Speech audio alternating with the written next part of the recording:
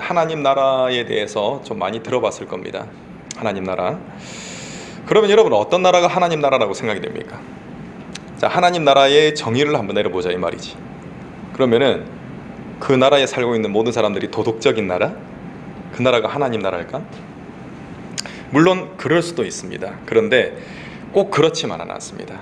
여러분, 잘 우리가 생각을 해야 됩니다. 여러분, 결론적으로 말하자면 어떤 나라가 하나님의 나라라면은 그 하나님의 통치가 이루어지는 나라, 그 나라가 바로 하나님의 나라입니다. 그러니까 도덕적인 거는 뭐 당연한 결과겠죠. 하나님께서 통치하시는 그 통치 안에 따르니까 사람이 이제 도덕적일 수가 있는 거죠. 그런데 하나님의 통치를 안 받고도 인간은 얼마든지 도덕적이 될 수 있어요. 그리고 도덕적이면서 나는 뭐 법 없이도 살 사람이야, 이렇게 말할 수도 있습니다. 그런데 하나님의 통치가 없다면 그 사람이 아무리 도덕적으로 살아도 그 사람은 하나님 나라에 들어간 사람이 아니다 라는 겁니다. 제일 중요한 것은 하나님의 통치입니다. 여러분, 이것은 꼭 기억하십시오. 하나님의 통치가 이루어지는 나라가 하나님 나라다 라는 건 꼭 기억하시기 바랍니다. 자, 그리고 여러분, 이 하나님 나라의 백성은 어떻게 될 수가 있습니까? 내가 착한 일을 뭐 1000번, 10,000번 했을 때가 아닌 건 아시죠? 예수 그리스도를 믿는 믿음으로 하나님 나라의 백성이 될 수가 있습니다. 자, 그러면은 예수님께서 이것을 무엇이라고 표현을 하셨냐면은, 그러니까 하나님 나라의 백성이 되는 것을 어떻게 표현하셨냐면은 거듭난다라고 말씀하셨어요. 니고데모라는, 예전에 예수님께서 공생애 활동을 하실 때 니고데모라는 아주 높은 관직에 있던 사람이 있습니다. 근데 그 사람이 항상 이 마음속에는 갈증이 있었어요. 영적인 갈증. 내가 어떻게 해야지 구원을 받을 수 있는가? 라는 질문이 항상 머릿속에 있었어요. 근데 예수님께서 행하시는 것들을 보니까 이분이 정말 하나님의 아들 같은 거야. 그래서 이 궁금증, 어떻게 하면 영생을 얻을 수 있는가, 이 궁금증을 해결하기 위해서 예수님을 찾아왔어요. 근데 그 사람이 높은 위치에 있다 그랬죠, 그죠? 근데 예수님은 그 당시에 아주 높은 사람들, 그 당시에 기득권 세력으로부터 공격을 받는 입장이었어요. 그래서 이 사람이 높은 위치에 있던 이 니고데모라는 사람이 드러내놓고 예수님을 만날 수가 없는 거예요. 그래서 밤중에, 야밤중에 예수님께 찾아와가지고 어떻게 하면 예수님 어떻게 하면은 영생을 얻을 수 있습니까? 라는 질문을 했어요. 그때 예수님께서 어떻게 말씀하셨냐면은 거듭나야 된다라고 말씀하셨거든요. 거듭난다는 것은 뭐냐면은 다시 태어나야 된다는 겁니다. 이 뭐 상식적이지가 않죠. 그래서 이 니고데모가 예수님께 질문을 합니다. 그러면 어머니 뱃속에 다시 들어갔다 나오는 겁니까, 예수님? 그러니까 예수님이 답답해 하시면서 뭐라고 말씀하시냐면은, 그러니까 이 생물학적으로 다시 태어난 것이 아니라 영적으로 다시 태어난다는 것을 말씀을 드립니다. 그래서 어떻게 말씀하시냐면은 성령으로 다시 난 자, 그러니까 물과 성령으로 다시 태어난 자가 바로 어떤 사람이다? 구원받은 자고, 그 사람이 영생을 얻는 사람이다. 예수님께서 그렇게 말씀을 하십니다. 즉, 요약을 딱 하자면은 예수님을 믿어서 구원받은 자가 어디의 백성이다? 하나님 나라의 백성이다 라는 겁니다. 자, 하나님의 백성은 그 마음이, 그 바람이, 간절한 바람이 있죠. 하나님의 바람과 꼭 닮아갑니다. 그래서 이전에는 자신이 바라는 것들을 막 쫓아서 살아가다가도 예수님을 믿게 되면은 하나님의 바람이 무엇일까? 라는 그런 궁금증이 생기고, 성경을 통해서 또는 설교를 통해서 알게 되겠죠. 이것이 하나님의 바람이구나 라는 것을 알게 됩니다. 그러면은 그 바람을 나도 쫓아가고 싶다, 그 바람을 내가 꼭 이루고 싶다, 이렇게 되는 겁니다. 자, 이것이 있어야 그 사람이 바로 하나님의 백성이다 라고 할 수가 있습니다. 자, 여러분, 하나님이 보시기에 가치 있는 것을 따라 살아가는 것, 이 가치가 실현되는 곳이 어디냐면은 그 곳이 바로 하나님의 나라입니다. 우리가 죽어서 가는 나라도 하나님의 나라겠지만, 이 땅에서의 하나님 나라는 바로 무엇이냐? 하나님의 가치, 그것이 실현되는 곳, 하나님의 통치가 이루어지는 곳, 그것이 바로 하나님의 나라다라는 겁니다. 자, 여러분, 오늘 말씀해 보면은 대놓고 하나님 나라가 나와 있습니다. 하나님의 나라는 뭐냐? 자, 로마서 14장 17절 우리 한 번 더 읽어보겠습니다. 시작. 하나님의 나라는 먹는 것과 마시는 것이 아니요 오직 성령 안에 있는 의와 평강과 희락이니라. 아멘. 여러분, 오늘 말씀 끝났어요. 의와 평강과 희락이다. 여기 다 들어있어. 그런데 이것만 딱 여러분에게 던져주고 가면은 이게 뭐지? 그죠? 계속 물음표가 계속 따라다닐 거야. 그래서 여러분, 이 말씀을 제가 좀 풀어드리겠습니다. 그렇다면 하나님 나라가 첫 번째가 뭐라 그랬죠? 의. 그러면 의란 무엇인가? 라는 질문을 할 수가 있습니다. 자, 무엇이 우리의 의가 될 것인가 라는 질문을 했을 때 대부분의 사람들은 어떻게 접근하냐면은 내가 금식하고 고행하는 거 있죠. 막 등어리에 막 채찍질하고 그런 거 본 적 있습니까? 이거 고행이라 그러거든. 자기를 막 괴롭히는 거. 그런 것을 의라고 생각할 수도 있습니다. 우리 기독교식으로 좀 이해하기 쉽게 풀어보겠습니다. 여러분 하루에 기도 얼마나 합니까? 여러분 막 닥달하려고 하는 거 아니에요? 기도 그거밖에 못해, 이게 아닙니다. 이거 하려고 그러는 게 아니야. 기도 얼마나 하나요? 자, 예를 들어서 어떤 사람이 기도를 하루에 3시간을 해. 3시간을 하면 엄청 많이 하는 거죠. 그래가지고 막 기도하는데 자기가 기도하는 것에 대한 자부심이 있는 거예요. 나는 3시간이나 기도해 라는 자부심이 있습니다. 그런데 옆에 있는 사람을 보니까 이 사람은 하루에 5분도 기도 안 하네. 그러니까 하찮게 보이는 거야. 이 하찮은 것 이러면서 나 기도도 안 하냐 막 이러면서 막 뭐라 그럽니다. 자, 그러면은 그 사람은 그 사람 스스로 입으로 나는 교만한 사람이 아니야 라고 말할지 몰라도 그 사람이 그 행동 속에서 교만함이 드러나는 겁니다. 자, 많은 사람은 또 어떻게 하냐면은 이 기도하는 3시간, 4시간, 5시간 하는 게 나의 의다, 예수님을 믿는다고 말하면서 그렇게 생각할 수가 있습니다. 근데 그것은 여기서 말씀에서 말하는 의가 아니에요. 자, 그렇다면은 무엇이 우리의 의가 되는 것인가? 자, 여러분 이것은 따라 하시면 좋겠습니다. 하나님을 사랑하는 것. 한 번 더. 하나님을 사랑하는 것. 하나님을 사랑하는 것, 그것이 의입니다. 여러분 사랑에는 아주 큰 에너지가 있거든요. 인정하십니까? 사랑하면은 막 진짜 헛소리 하잖아요, 그죠? 하늘의 달도 따다 주겠다, 헛소리지. 근데 막 그만큼 열정이 있는 겁니다. 열정이 있는 거예요. 능력이 나타나는 겁니다, 사랑이. 자, 우리는 타락했습니다. 모든 인간은 다 타락했어요. 그래서 하나님이라는 존재를 몰라요. 모르니까 사랑할 수 있나? 없지. 사랑할 수가 없습니다. 자, 그런데 예수님을 통해서 하나님의 사랑을 깨달을 수가 있습니다. 하나님은 초월적인 분이잖아요. 그래서 하나님을 우리가 경험할 수가 없어요. 그런데 이 땅에 인간으로 오신 예수님을 통해서 하나님이 이런 분이구나 라는 것을 우리가 알 수가 있는 겁니다. 자, 그래서 예수님을 통해서 하나님의 사랑을 깨달을 수가 있으니까 우리가 감격하는 것이죠. 내가 이런 정말 놀라운 사랑을 받았구나. 나는 감격을 하면서 이 사랑을 받고 내가 하나님을 또 사랑할 수가 있는 겁니다. 하나님의 사랑을 못 깨닫는 사람은 하나님을 사랑할 수가 없어요. 그냥 저기 산신령 정도로 여길 뿐이지 사랑할 수가 없습니다. 그런데 하나님의 사랑을 예수님을 통해서 깨달을 수 있거든요. 그 깨달은 사람은 하나님을 사랑하게 됩니다. 이렇게 하나님을 사랑하는 상태가 바로 어떤 상태냐면은 거듭난 상태입니다. 그리고 이 상태가 바로 구원받은 상태입니다. 자, 우리의 의는 다시 말씀드리지만 하나님을 사랑하는 것으로 나타납니다. 하나님을 사랑하는 것. 자, 하나님을 사랑하는 사람은 하나님의 다스리심을 기뻐해요. 아멘. 여러분 제가 좀 개인적인 이야기인데, 결혼하기 전에 제가 정말, 지금도 안 꿈이지만 결혼하기 전에 정말 안 꿈이었어요. 제 아내를 제가 신학대학원에서 만났는데, 아내가 기억하는 저는 어떤 사람이냐, 옷이 안 바뀌는 사람이었어요. 옷이 안 바뀌는 사람, 계속 같은 잠바 입고 막 다니고, 그래가지고 그것이 인상 깊었다고 이야기를 하더라고요. 근데 아내는 이제 그때는 결혼하기 전이었으니까 사귈 때 아내가 계속 저의 옷차림에 대해서 이야기를 하더라고요. 그 잠바 좀 바꿔 입어라 뭐 이런 식으로 이야기를 하더라고요. 제가 만약에 아내를 그때 그 당시에 애인이었죠, 그죠? 그 애인을 사랑하지 않는다면은 뭐 콧방귀 끼겠지. 아니 나 귀찮아 이렇게 하겠지. 근데 내가 사랑하는 사람이 이야기하니까 내가 그 말에 따라주는 거죠. 그렇게 되더라는 겁니다. 자, 우리도 마찬가지입니다. 우리가 정말 하나님을 사랑한다면은 하나님께서 우리를 향한 바람이 있거든요. 그 바람을 이루어드리고 싶은 마음이 당연히 생긴다는 겁니다. 사랑의 힘입니다, 그게. 자, 그리고 이렇게 하나님의 바람을 이루어드리고 싶어하는 마음이 생기고, 또 하나님께서 나를 이끌어 가시는 것을 기뻐하는 그 상태가 바로 어떤 상태냐, 예수 그리스도로 옷 입은 상태다. 그렇게 이제 이야기할 수가 있습니다. 우리 바울 서신에 보면은 그리스도로 옷을 입어라. 예수님이 사람이신데 어떻게 사람을 입지? 이렇게 생각할 수가 있는데, 그리스도로 옷 입는다는 게 이겁니다. 하나님의 다스리심을 기뻐하고 하나님의 말씀을 그대로 기쁜 마음으로 따르는 것, 하나님의 바람을 추구하는 것, 이것이 바로 예수 그리스도로 옷 입는 겁니다. 자, 그리고 우리가 첫 번째로 우리의 의는 하나님을 사랑하는 것으로 나타난다 그랬죠. 그리고 우리의 의는 또 두 번째로 어떻게 나타나냐면은 이웃을 사랑하는 것으로 나타납니다. 이웃을 사랑하는 것으로. 우리 옆에 있는 청년들한테 이렇게 인사합시다. 주님 안에서 사랑한다. 닭살이 막 이렇게 닭살이 왕닭살이 막 돋고 있어. 우리의 의는 이웃을 사랑하는 것으로 나타납니다. 여러분은 어떻게 다른 이들을 전심으로 사랑할 수가 있겠습니까?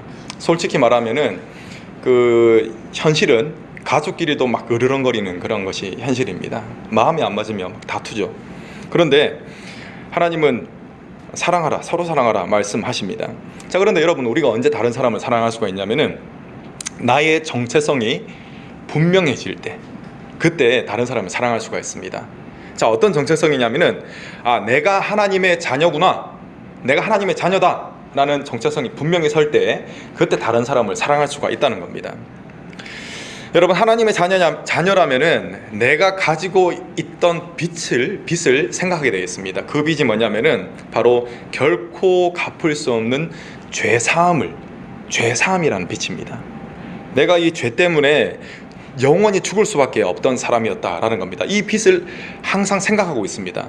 내가 어떤 사람이냐면, 내가 하나님의 사람이라면, 내가 거듭난 사람이라면, 이런 죄사함의 빚을 항상 생각하고 있다는 겁니다. 그리고 이 빚을 꼭 생각하기 때문에 다른 사람을 용납할 수가 있는 겁니다. 나는 지금 너보다 낫다 이 자식아, 이게 아니라 내가 지금 내 삶 속에서 아무리 정말 도덕적이고 그런 삶이 나타난다고 하더라도 그것이 나의 자랑이 되는 것이 아니라 내가 빚진 자로서, 하나님의 사랑에 빚진 자로서 당연히 해야 되는 게 되는 겁니다. 그러니까 이웃을 사랑하는 것도 당연히 해야 되는 게 되는 거죠. 이렇게 나의 정체성을 알게 될 때 다른 이들을 뭐 할 수 있다? 사랑할 수 있다. 이것이 뭐이다? 하나님께서 우리에게 하나님께서가 아니라 우리에게서 나타나는 의라는 겁니다. 그것이 의입니다. 자, 예수님께서 말씀하시기를 사랑은 율법의 완성이다 라고 말씀하셨습니다. 하나님의 사랑을 진심으로 깨달은 사람은 다른 사람을 진심으로 사랑할 수가 있어요.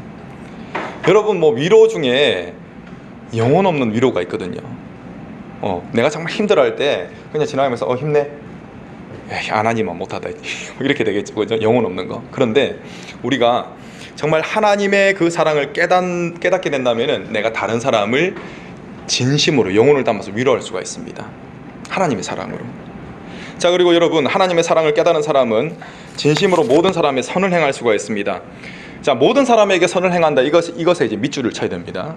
내가 좋아하는 사람에게 선을 행한다, 당연히 알 수 있지. 그런데 모든 사람에게 선을 행한다, 이것은 불가능한 겁니다. 이것은 세상적인 시각으로 볼 때 멍청한 짓입니다. 왜? 손해보는 짓이니까.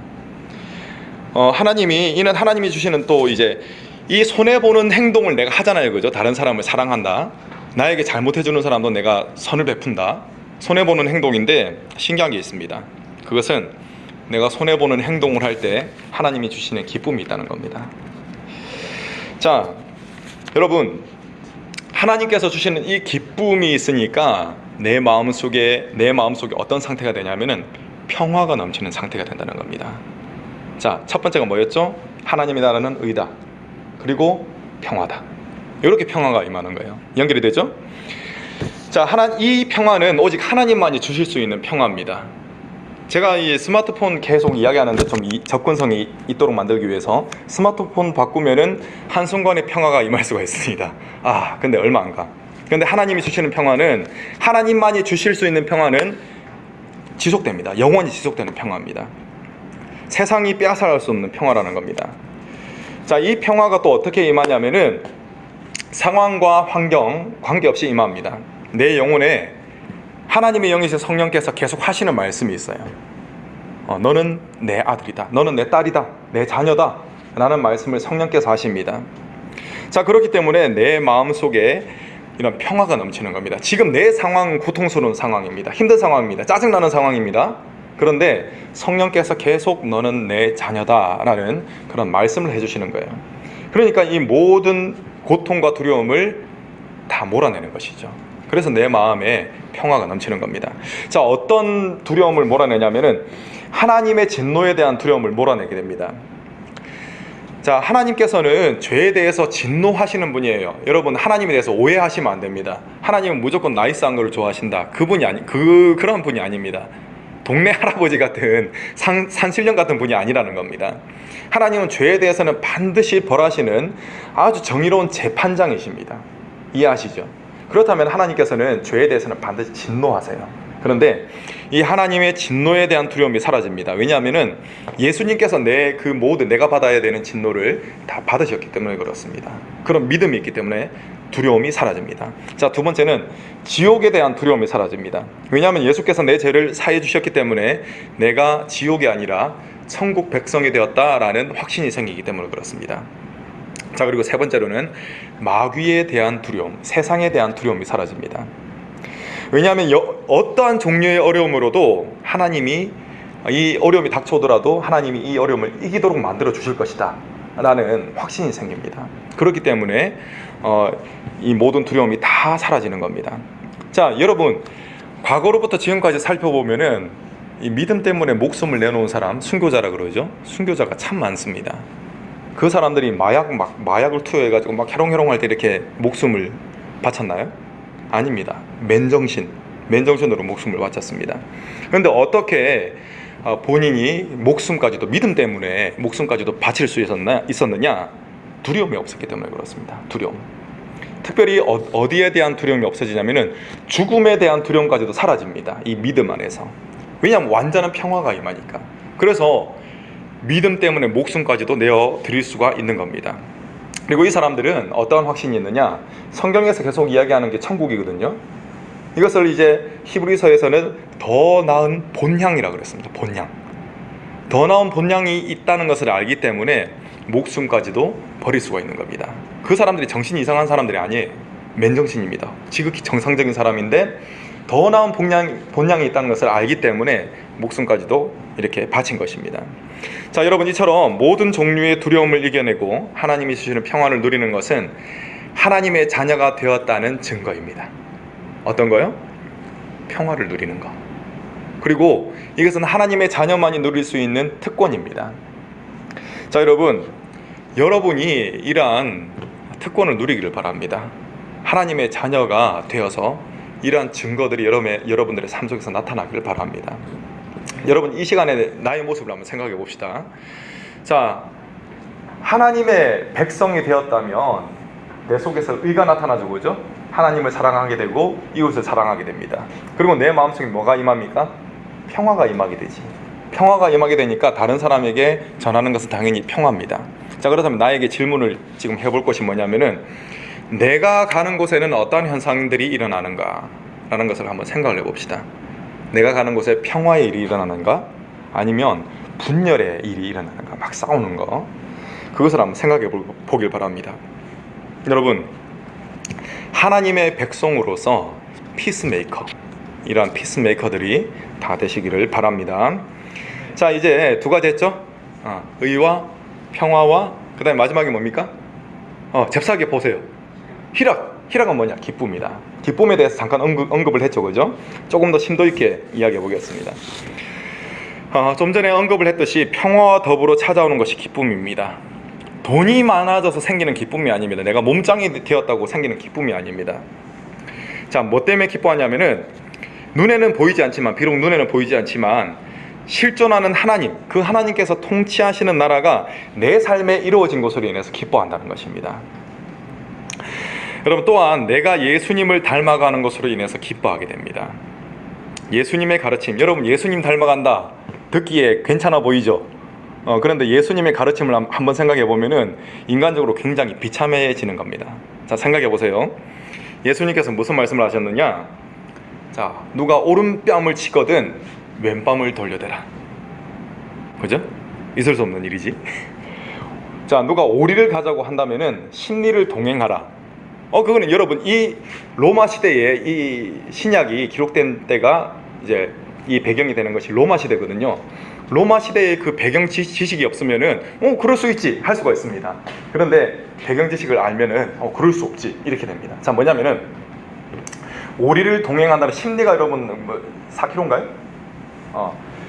자, 로마 군대가 굉장히 강력했습니다. 왜냐하면은 길을 잘 닦았죠, 그죠? 로마가 대제국입니다. 그래서 저 멀리 어떤 변방에서 반란이 일어나면은 군대를 신속하게 투입을 해야 돼.